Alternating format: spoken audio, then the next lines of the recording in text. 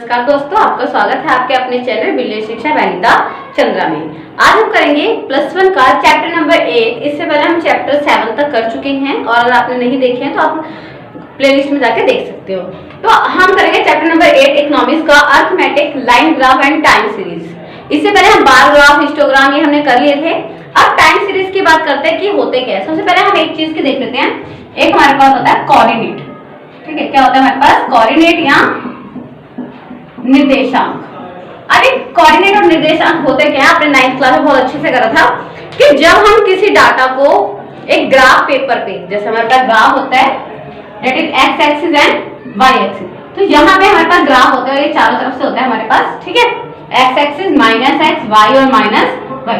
जब हम इस ग्राफ पेपर पे दो बिंदु को हम डिनोट करते हैं तो हर बिंदु को अपनी एक वैल्यू होती है। ठीक है, तो जब हम सारे पॉइंट को मिला देते हैं तो हमारा बनता है टाइम सीरीज ग्राफ। तो चलो आइए स्टार्ट करते हैं सबसे पहले कोऑर्डिनेट से। तो जैसे हमने कोऑर्डिनेट की बात करी, निर्देशांक की बात करी, तो हमारे पास दो वैल्यू होती है x और y। अब हम लोग को x और y क्यों लेते हैं, इसलिए समझ लो कि जैसे सबसे पहले हम अल्फाबेट करते हैं तो पहले x लिखते हैं तो x आ गया, उसके बाद y लिखते हैं इसलिए y आ गया। ठीक है, अगर मेरे पास वैल्यू है 2 और 5, तो अगर आपसे कोई पूछे ये गिवन ना हो कि x की वैल्यू कैसी है, तो पहले x है, दूसरा नंबर पे क्या है y। ठीक है, तो इसी तरह स्टार्ट करते हैं। सबसे पहले हम आपको बताते हैं कि ग्राफ क्या होता है। ठीक है, ग्राफ के कुछ पॉइंट है वो डिस्कस कर लेते हैं। एक हॉरिजॉन्टल, एक vertical line, this is x axis. ठीक है, x axis and minus x axis. ठीक है, यहां से हमारा y प्लस का, यहां माइनस का y। ठीक है, तो उसको y axis and minus y axis. ये ठीक है। अब यहाँ पर हमारे पास एक पॉइंट है, ये इंपॉर्टेंट पॉइंट है, आपसे एक नंबर में पूछ सकते हैं 10th क्लास 9th में या 10th में, दैट इज ओरिजिन पॉइंट। जहां पे एक्स एक्सिस और वाई एक्सिस क्या करते हैं, एक दूसरे को इंटरसेक्ट करते हैं, तो ये इसको ओरिजिन पॉइंट, हिंदी में बोलते हैं मूल बिंदु। ठीक है, मूल बिंदु कितना होता है हमारा? 0 और 0, मतलब एक्स भी 0 और वाई भी 0। अब हम यहाँ बात कर लेते हैं सबसे पहले एक्स एक्सिस को और कौन सी लाइन बोलते हैं, तो इसको बोलते हैं हम एब्सिसा। ठीक है, क्या बोलते हैं इसको? एब्सिसा, हिंदी में बोलते हैं भुज। ठीक है, और इसको बोलते हैं ऑर्डिनेट या हिंदी में कोटि। ठीक है, तो ये आपको पॉइंट याद होने चाहिए। नेक्स्ट बात करते हैं, जो हम अपने राइट हैंड साइड जाएंगे। ठीक है, तो ये हमारे पास क्या है? 1 2 3 4 5 6, यहाँ पे आएंगे माइनस के, -1 -2 -3 -4 -5। नेक्स्ट ऐसे ऊपर जाएंगे 1 2 3 4 5 6 एंड 7, तो ये सारे हमारे पॉजिटिव में, नीचे आएंगे तो माइनस में, -1 -2 -3 -4 -5 -6 -7। ठीक है, मोस्टली आपका 8 तक जाता है, 8 तक यहाँ तक, 8 तक यहाँ तक। ठीक है, अब हम इसमें सबसे पहले देखते हैं, हमने क्या बोला कि हमारे पहला आता है x, फिर आता है y। तो हम पहले x की लाइन को देखेंगे सिर्फ इस वाले क्वाड्रेंट में। इसको बोलते हैं फर्स्ट क्वाड्रेंट, हिंदी में चतुर्थांश बोलते हैं, कि पहला चतुर्थांश, दूसरा चतुर्थांश, थर्ड चतुर्थांश या क्वाड्रिलेटर। ठीक है, quadrilateral, that is quadrilateral and fourth चतुर्थांश। ठीक है, अब हमें कैसे पता चलेगा कि इसमें डिफरेंस क्या है इन सारे क्वाड्रेंट है चतुर्थांश में? तो सबसे पहले हम लेना एक्स एक्सिस, फिर लेना वाई। तो एक्स को देखेंगे क्या वैल्यू है प्लस की, वाई को देखेंगे यहाँ पे वैल्यू है प्लस की। तो मतलब जब दोनों वैल्यू हमारे प्लस की हैं तो वो क्या हमारे पास फर्स्ट क्वाड्रेंट में, लाइक मैंने लिखा 5 और 2। आपसे सिंपल सा पूछ रहे किस क्वाड्रेंट में लाइक करता है, तो किस में करता है? फर्स्ट क्वाड्रेंट में। ठीक है, नेक्स्ट बात करते हैं, पहले एक्स देखना है, उसके बाद वाई। वाई क्या, एक्स क्या है हमारे पास माइनस, वाई है हमारे पास प्लस, तो ये क्या होगा हमारे पास? माइनस और प्लस। जैसे माइनस का 4 और 3, तो पहला हमारा माइनस का 4, फिर हमारा 3। नेक्स्ट एक्स देखना है पहले माइनस, वाई भी देखना है माइनस। तो जब दोनों वैल्यू माइनस की हो, लाइक 3 और माइनस का 2, अब इनको प्लॉट करने में सीखेंगे कि कैसे करते हैं। ठीक है, नेक्स्ट बात करते हैं क्वाड्रेंट 4 में, पहले एक्स देखेंगे प्लस, फिर वाई देखेंगे ये माइनस। तो याद रखना है कि फर्स्ट क्वाड्रेंट दोनों प्लस, सेकंड क्वाड्रेंट एक प्लस माइनस एक प्लस, थर्ड में दोनों माइनस और फोर्थ में प्लस और माइनस। चलो आगे चलते हैं इसको कि वैल्यू कैसे प्लॉट करनी है। चलो हमारे पास ग्राफ है, हम कुछ वैल्यू लिखते हैं, फिर देखेंगे कि हम इनको प्लॉट कैसे करते हैं। जैसे हमारे पास कुछ वैल्यू है 0 और 2, -5 और 4, -4 -3, 2 and -6, 4 and -3 और -3 और 2। ठीक है, ये हमारे पास कुछ वैल्यू, इनको हम प्लॉट करते हैं कि कैसे करना है। तो बेटा सबसे पहले x की वैल्यू हमारे पास पहली x है, दूसरी क्या है हमारे पास y। तो 0 और 2, तो x की वैल्यू 0, तो x की वैल्यू 0 है हमारे पास, y की वैल्यू 2 है। तो ये पॉइंट हमारा यहाँ रहेगा, इसको लिखेंगे हम ऐसे 0 और 2। ठीक है, इसको नाम दे दिया हमने a, क्या दे दिया a। ठीक है, सिर्फ हम प्लॉट करना सीख रहे हैं, हम करेंगे कि टाइम सीरीज में कैसे करते हैं। b की वैल्यू क्या है -5 और 4। अब -5, x की वैल्यू -5 दिस और 4 मतलब यहाँ, तो ये वाला जो पॉइंट है वो क्या होगा हमारा b, मतलब -4 और -5 और 4। नेक्स्ट है हमारे पास c, -4 और -3। तो देखो -4 ये है और -3 ये, तो यहाँ पर आ जाएगा दोनों पॉइंट यहाँ पे, तो ये आ जाएगा -4 और 3, दैट इज c। ठीक है, अगला हमारा d है 2 और -6, मतलब x का 2 और y का माइनस, तो यहाँ पर आ जाएगा 2 और -6, दैट इज d। 4 और -3, अब देखो x की वैल्यू 4 है, x की वैल्यू 4 है यहाँ पर हमारा, और y की वैल्यू 3, तो यहाँ पर आ जाएगा 4 और -3।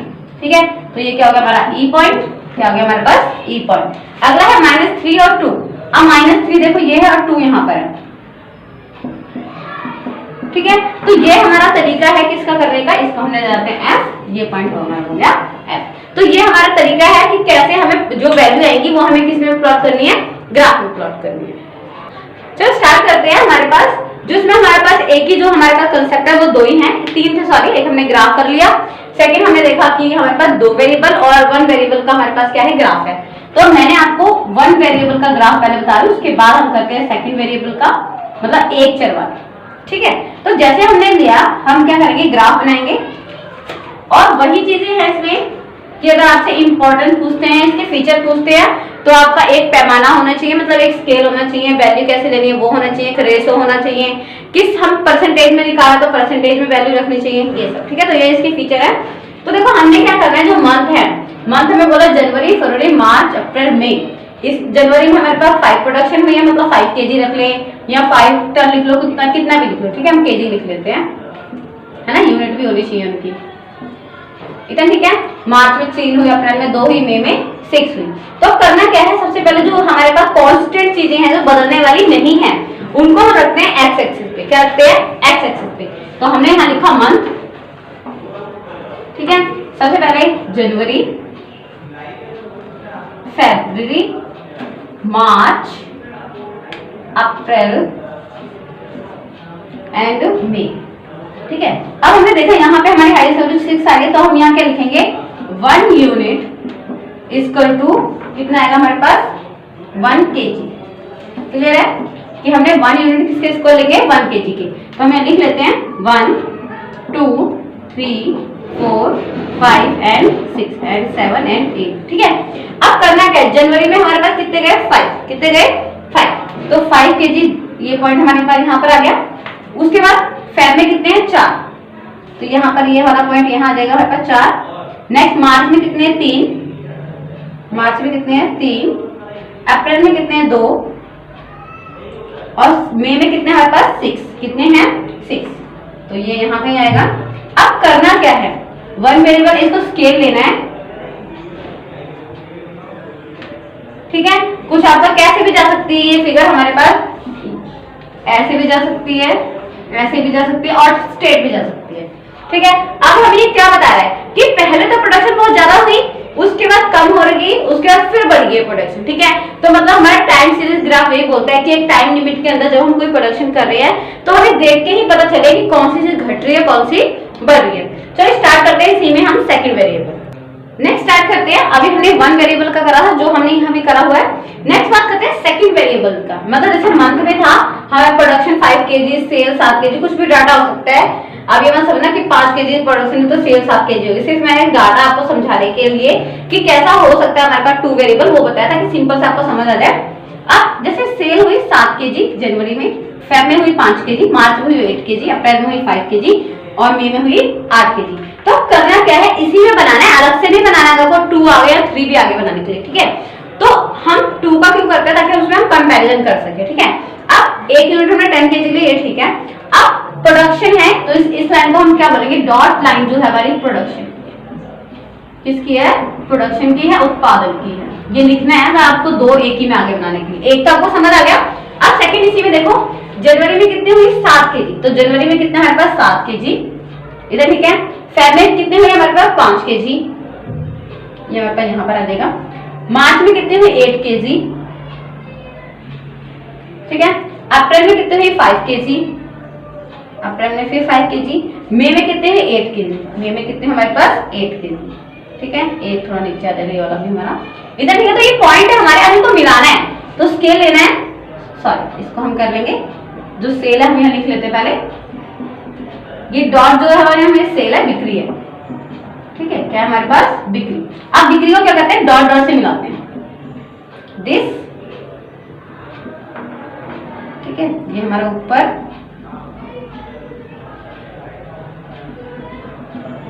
ठीक है। तो आपको यहाँ से समझ आ जाएगा कि हमारे पास सेल जो है वो डॉटेड लाइन है, जो प्रोडक्शन है वो क्या है हमारे पास, उत्पादन, मतलब स्ट्रेट लाइन है। अब यहाँ पर चाहे ए दे दो चाहे बी दे दो, ये ए हो गया ये बी हो गया, लिख भी सकते हो ए और बी, यहाँ पे भी फिर लिख दो आप, ये ए है ये बी है। आपको ऐसे बहुत सारा डाटा दे सकते हैं जिसमें आपको पता होगा। तो बच्चा हमारा आज का चैप्टर बस यही था। आपको 1 वेरिएबल पूछ सकते हैं और 2 वेरिएबल पूछ सकते हैं, और इसके बारे में पूछ सकते हैं कि इससे हमें क्या पता चलता है, तो इससे हम कंपैरिजन इजीली कर सकते हैं। तो यही तक थी हमारी ये video. Thank you for subscribing, thank you for watching.